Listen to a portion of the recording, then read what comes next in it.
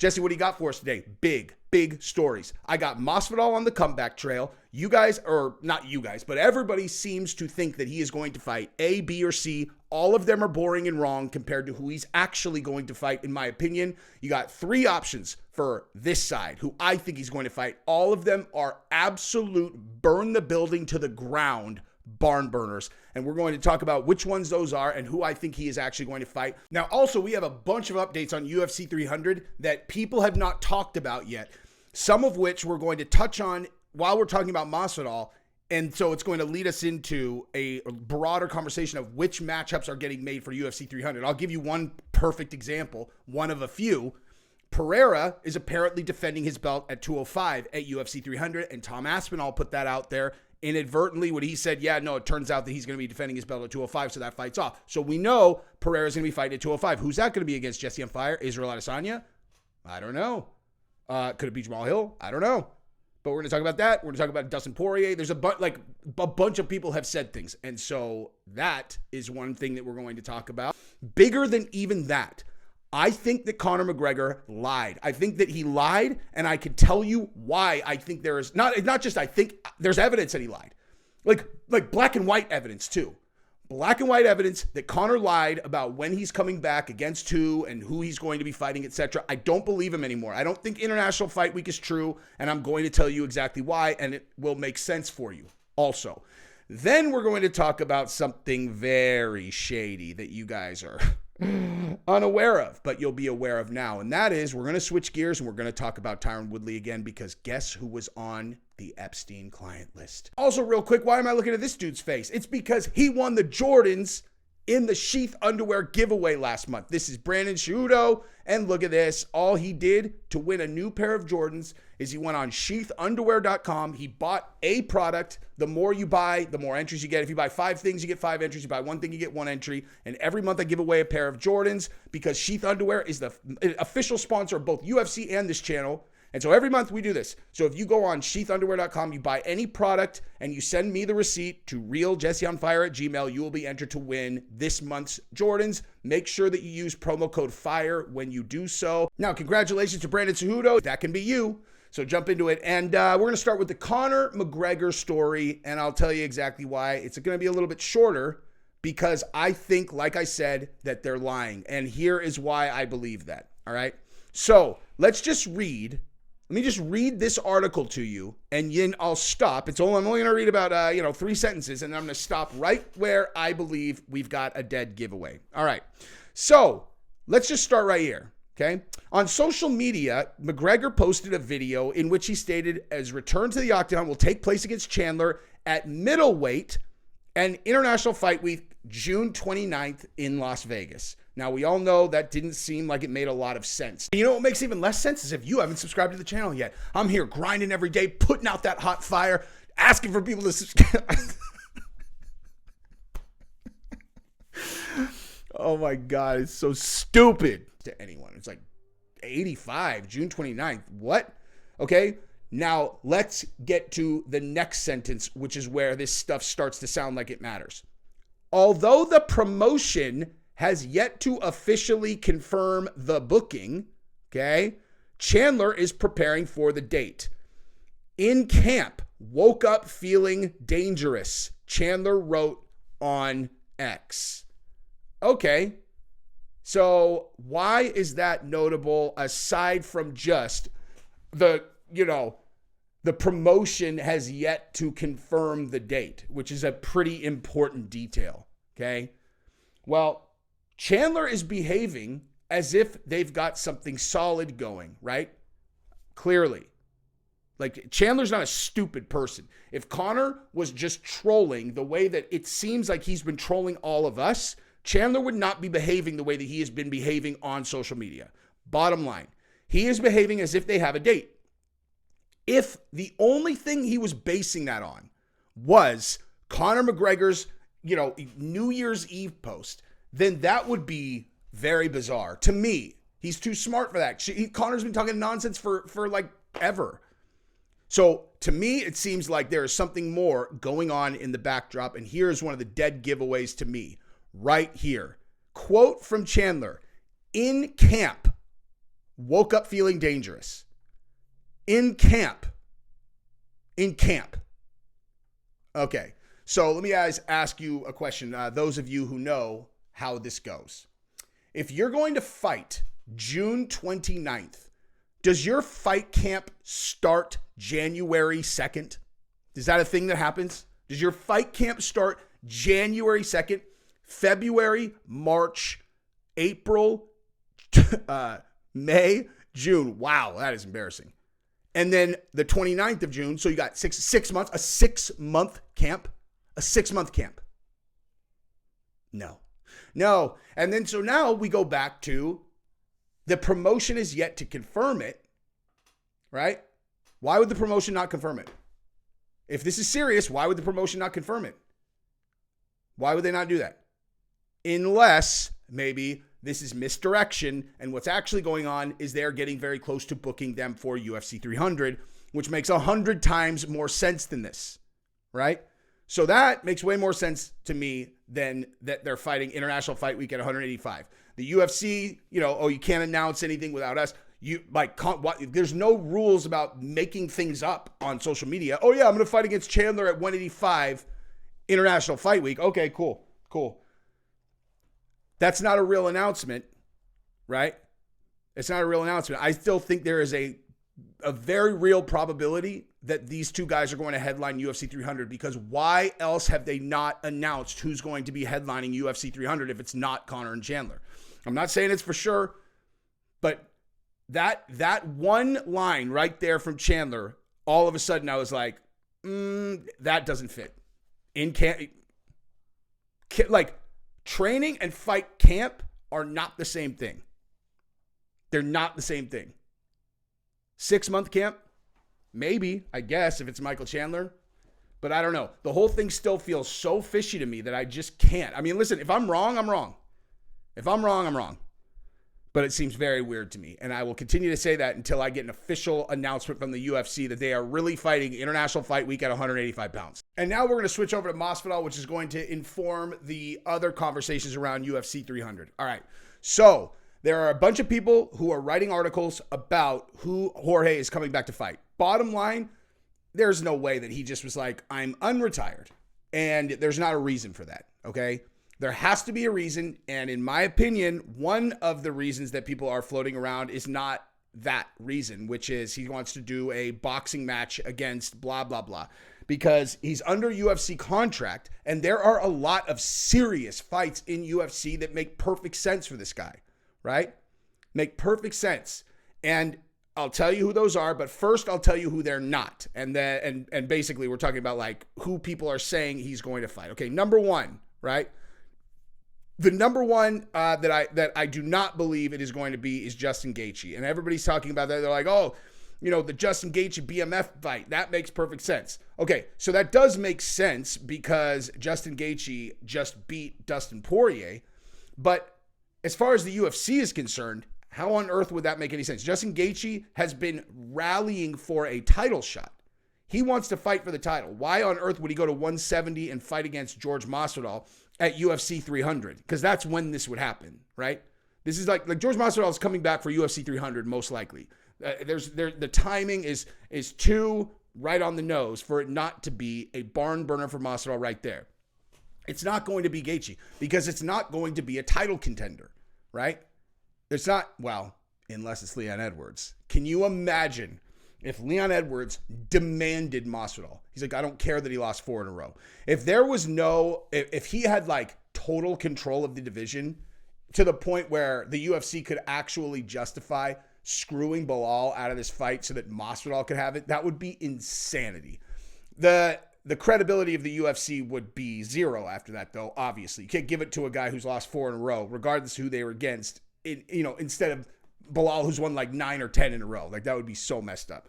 So it's not going to be that.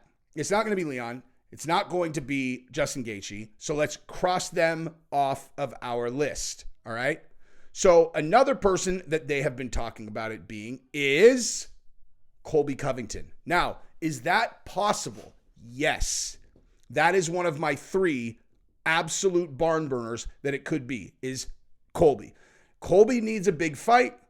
Colby wants to get right back in title contention. The UFC does the math a little bit, and they go, all right, these guys have an absolute blood feud.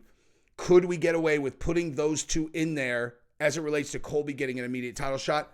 Probably not, but we could either get Colby a win, or if Masvidal wins, it sets up a trilogy headliner that would be an absolute money machine. So Colby makes a lot of sense. Colby actually makes a lot of sense. I realize it won't seem like it, like when you first think about it, oh, Colby mashed him. Yeah, he did. But Colby didn't look that good in his last fight, dude. I mean, I'm a big Colby fan. I'm obviously a big fan of both of these guys, but Colby did not look great in that fight. You put him in a fight against Masvidal, it's not, I mean, he'll probably win because he had success last time. But even if he does win, that sets him up well to where if he wins one more fight, he's right back in there for a title shot. Like the UFC builds this organization around the stars. Colby, love him or hate him, is a star. Masvidal, love him or hate him, is a huge star. That fight makes sense. I don't think that's the one, but that fight does make sense. Now let's consider the more likely options like this one. Nick Diaz, right? Nick Diaz wants to come up. The elder Diaz brother had a disappointing return to the fight game in UFC 2021, early on the third round, yada, yada, yada. So that's like, years of inactivity. It's a perfect type of fight for Masvidal to come back to because it's two big names, two guys that have been retired. There's no title implications. It's just a barn burner that everybody will want to see. Everyone wants to see this fight. Everyone wants to see this fight, but not as much as they would want to see the one that I do believe it is. None of them make more sense than this one right here. That is the one. In my opinion, it's going to be Nate Diaz. Okay? So, why? The UFC loves a good narrative, something they can explain as to why a fight is happening. There are always reasons beyond what they say, but there needs to be some kind of reason that it's happening. Usually, it's someone moving into the top 10 or moving towards a title shot or you know what I mean? Now, Nate Diaz and Masvidal already fought for the first BMF title. And how did that end? Okay, how did that end? That ended with a cut stoppage by the guy in New York in the main event, and everyone lost their minds. We didn't get to see the end of that fight. Okay, we didn't get to see the end of that fight. And you have two guys who have left the UFC, whether it be in retirement or to go box Jake Paul, whatever, but they're both still very loyal to the UFC in both of their cases. Masvidal's still under contract. Nate wants to come back. He already said he wants to fight on UFC 300. Now, are either of them in the mix for a title shot? No, they're not. They're not in the mix for a title shot. And that doesn't matter because these are two of the only guys in the world where whether or not they're going to fight for the title is totally irrelevant. Has nothing to do with anything. Everyone wants to see this fight. If you are going to go to UFC 300, which I highly encourage any of the people who have the ability and means to go to fights to do, then I will make this prediction for you. If Conor is not fighting on UFC 300 and these two do end up fighting, whether against each other or against anyone else, I will tell you right now, no one's going to get a bigger pop from the crowd than Nate Diaz or Jorge Masvidal. I'll be shocked if anyone gets a bigger pop than Nate, dude. Like when I was at Jake Paul versus Nate Diaz, I cannot even explain to you what that was like. I've never been in the building when a fighter came out and everyone more universally loved a person who had just walked in, except if you consider the former president, whose name I don't say in videos because, it'll hurt the video's performance. But, the big guy that's walking around with Dana White and Kid Rock and all of that. And when he walked into Miami, if you consider him a fighter, which, whatever, that's going to take the cake. And you will never, ever, ever, ever, ever hear a more passionate response than when he walked in. Everybody, you look on the media, it's like, he's the worst. Everyone hates him. No, they don't. That is just not true. It's so ridiculously not true. And once you've been in the building and felt it, it's going to, if you're a person who thinks you hate on him and you're in that building and you hear that amount of people and their response to him, whether you thought you hated him before, you're going to stop. Because anything that can put everyone's energy in that direction in a positive way, you're going to like them. And that's what happened. To these people that I already liked him, obviously. But the people we were sitting with, you could just see, they were like, oh man, I'm on the wrong team. You're like, yeah, you are, dude. You are. But Nate Diaz is in a very close second to that. All right. He came in and like people love this guy. And I've been there live when Masvidal came in. The only time I had been more fired up during an entrance for a fighter was when Masvidal came in against Colby. He came out to Scarface. It was so sick. He also was at the Miami one, and when he came out, that one was a huge pop too, but everybody knew that was coming. You know what I mean? Masvidal in Miami, it's expected. I actually think he got a bigger pop in Vegas, dude. I really do. I think when he came out in Vegas, I mean, it's possible I was further up. Like when you're up close, you know, the way you actually no, I was up close for the Trump one. What am I talking about? Oh, the guy, he who shall not be named one. Now, the last thing I want to say before I move on to some of the other news around UFC 300 is the following. Who said it was going to be Nate Diaz versus Masvidal? Me. So when that happens, I said this weeks ago. When that happens, and this was before Masvidal said he was coming out of retirement, okay? 2 weeks ago, I said, Nate Diaz wants on UFC 300. They might have him fight Masvidal. Go check the tape. I was the first one to say it. So if that ends up happening, get off me. And if it doesn't, then forget that I even said this. All right. So anyway, let's continue and let's talk about the other UFC 300 news that is very notable. Okay. So why I said some of this is connected to the news that I was going to put out about Masvidal is the following. People asked Dustin Poirier if he was going to fight against Nate Diaz at UFC 300, and Nate responded, not going to happen. So why would he know that's not going to happen? He doesn't have an opponent. Nate Diaz wants to come back to UFC 300, and they're like, nope, not going to happen unless, you know.